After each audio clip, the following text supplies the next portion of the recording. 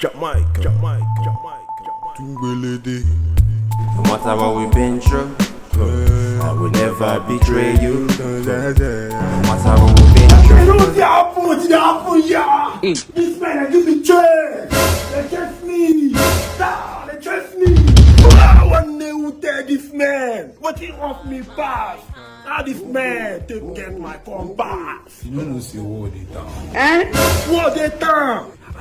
You don't for 2 men say. One time Amira, you call Obuna Bani. I don't banana everywhere. What they done?